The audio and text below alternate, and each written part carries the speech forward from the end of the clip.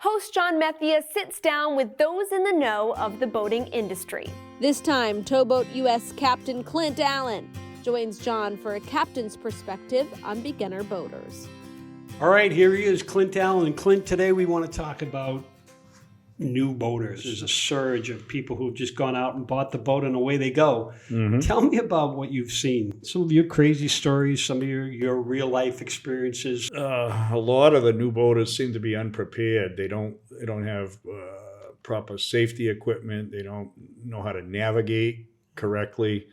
We had a guy recently that didn't have an anchor. It's crazy. Yeah, crazy, but they don't seem to get that 101 memo. And I told him, well, you better do something, Cap. I said, we can't get there. It's going to take us 20, 30 minutes to get to you. And then they'll be, well, yeah, but we're getting close to shore. I said, well, you put your anchor out, Cap. In this case, the fellow said, oh, I don't have one. Oh, you don't have an anchor. I'm like, I know in my mind, well, you're going to be on shore sooner or later. But he did not have an anchor.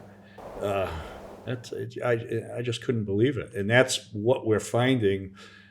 People don't have the proper safety equipment. And the state has safety requirements. The Coast Guard has safety requirements. But if they want one fire extinguisher, I'd have two. A lot of things I had redundancy, and I find that they don't even have the first anchor, never mind the second one. So that's what we're really encountering is people are unprepared. We have on our boats, and I think that it could be adopted by everybody, before we get underway in the morning, the captain does a checklist of you name it, right from bow to stern. Whatever you're going to use, make sure it works. So your VHF radio, you should do a radio check daily. You don't want to find out when you're in an emergency situation that your radio is not transmitting. So what works today doesn't work tomorrow. So I recommend doing a checklist. We have it on our phones, and the captain checks it off.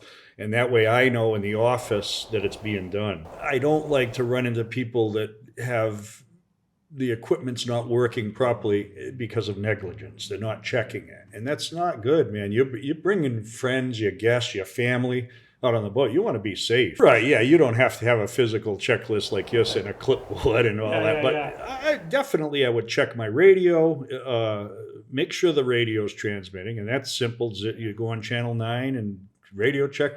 Someone's going to answer you. And that's what we said right from the beginning. Your question was, what should you be doing? When I boated recreationally with my family, I never ever put them in a situation that was unsafe, because I didn't do things that I find that these boaters are doing.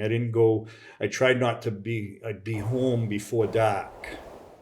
Circumstances could come up that you don't come home before dark, but I try to plan my trip before dark. I'd look at the weather. Always knew the weather. Never was, oh my God, it's windy. Yeah. I knew it was going to be windy or not windy. And I wouldn't put my family in that situation. It's going to be nasty out there. And why do it? Very important. Safety first. And we can't emphasize that enough. You have to be safe. I say it all the time. I never put my family in danger when we were boating. For the full podcast, visit driftsociably.com or at driftsociably on social media, or catch it wherever you listen to your favorite podcasts.